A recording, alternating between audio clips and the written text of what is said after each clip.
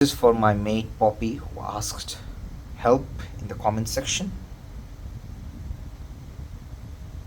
This is the traffic light. This is the basic code. Here you declare all the variables and the pin you stated on the setup function. Moving on to the loop function.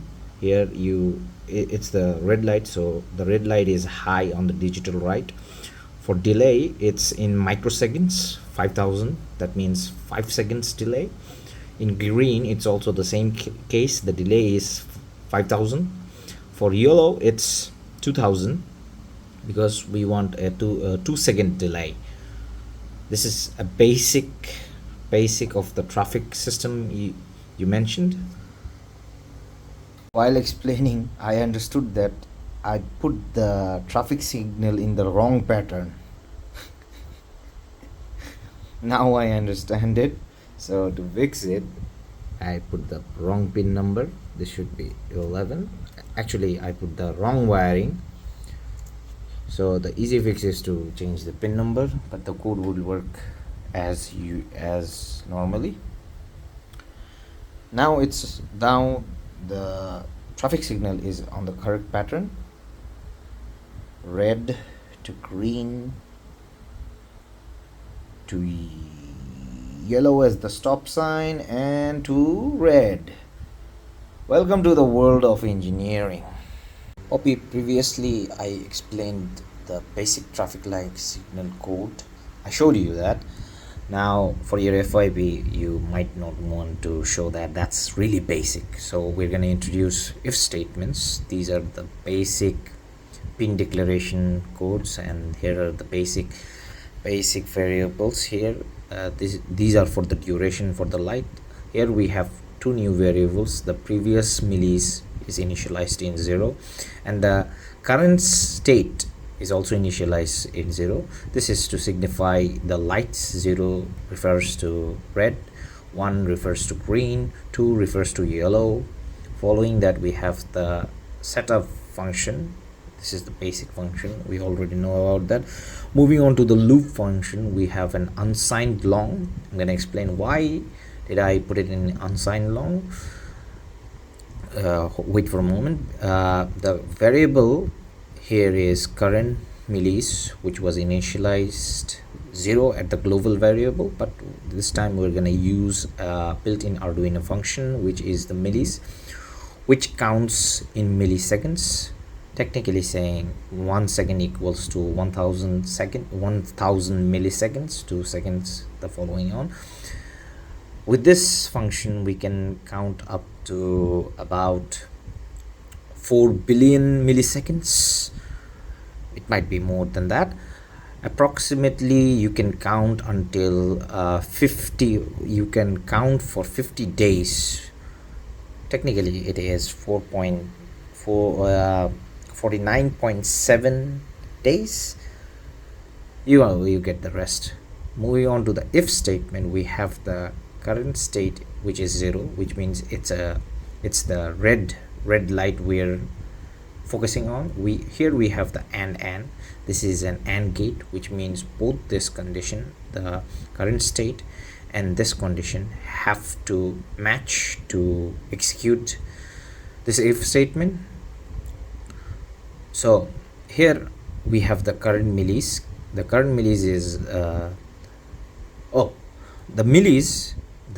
sorry, I forgot to explain. The millis job is to count the seconds the moment the Arduino has been turned on. Technically, when the Arduino is powered on or reset, it will count from 0 to 1, 2, 3. It will count in milliseconds, like 1000, 2000, 3000, 4000. So this is the value. The current millis value is the millis value. The previous milli, we initialized it in 0. We will explain. I'm going to explain it here.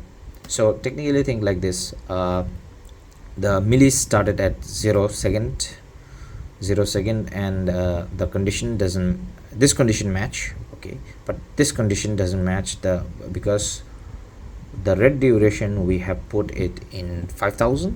So technically both of them are 0. So technically it will combine to 0, which is not greater or greater than equal to the duration, so it won't follow up. Moving on to 1000 milliseconds minus 0 equals 5000 is our duration, which is also not true. It's gonna jump to 2000 milliseconds, which is also not true, which will move to 3000 milliseconds, also not true, 4000 milliseconds, also not true, and 5000 milliseconds, which will fall into the condition and it will get inside the loop. Here the current millis is 5000. The previous millis will be initialized to 5000, and the current status will be changed from 0 to 1. Moving on to that, the digital write will turn off the red light and turn on the green light, specifying the highs and lows. After executing everything, it's gonna break out of this if statement and enter the else if statement, where it will check the current millis. The current millis should be 6000. Sorry, the current millis should be 5000 minus 5000, because the previous milli has been initialized to the current milli, which will check if it's greater than or equal to the threshold is 2000. This is the yellow one, by the way. We're checking for yellow, so the yellow will check by minusing this one. It will be equivalent to 0. That's why it's not gonna fall into this condition. The millis will update its time to 6000, which will be 1000 1 second, then 7, which will fall to the condition of 2000, then it will enter the condition. You get it? So basically we're saying this is actually doing just the counting in seconds: 1 second, 2 second, 3 second, 4 second, 5 second. If it matches the durations, it will break through the statement, whichever condition is been given, and it will loop through. As we are in the loop function, it will loop through all of this and repeating it again from green to red, red to green to yellow to red again, and then green again. So this is the code, and for safekeeping you can use this if statement. This is really not necessary, but it helps to save you from any glitch that might occur in your code, which might malfunction in your hardware. So this is for safekeeping. So this is the basic part of your code. I hope this helps you. Poppy, you can spice up your FYP by introducing arrays, that you understand arrays. It's the same code, same everything. Just here we just introduced the arrays. This is the 0th index in the array, the first index and the second index. This is used to represent the state of the light. 0 is red, 1 is green. Again, the same thing, everything's same. Just here we use, in the loop function, we use another function that is update traffic light, which is this function here. Everything's the same as the previous code that I explained in the if statement. Here everything's almost the same. Here the duration would be updated with the index. If it's the current state is 0, then it means the duration of the red. If it's 1, then it's the duration of the green, and if it's 2, it's the duration of the yellow.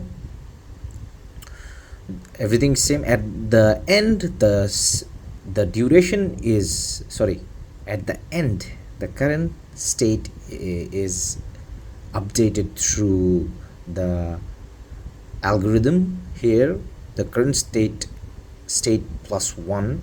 This is the modulus operator, which takes the remainder of a number. In this case, it will look for the remainder of 3. So if you plus, suppose it's red and red, and one red is 0. 0 plus 1 is gonna be 1. So if we divide 1 by 3, then we will get the remainder of 1, which will update the current state to 1, which is green. And it will repeat. When it's 1, it's gonna be 2. 2 divided by 3, it's gonna be 2. This will repeat the process following on. And for the safekeeping, we will in this code I also introduced another function, the set traffic light function, which will be updated through the current state. Here also yeah, that's all. And if everything's okay,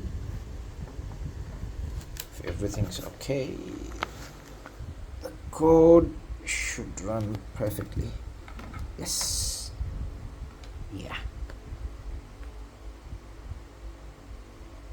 Yeah, the code runs perfectly. Nice. Poppy, you can spice up your FYP by adding a buzzer. When it, wait for it, and when it's yellow, it's gonna give a beep, that warning this is gonna be red. The code is the same as the array code that I showed previously just now. Here just the difference is you just have to declare the buzzer pin and initialize it. You have to initialize the buzzer pin and declare it in the setup function. The only difference is the last part of the code. Here when you check the set traffic light statement in the function set traffic light, you just specify a if statement to check the state, which indicates the current state of the light. If it's yellow, the buzzer will beep. That's how this code works.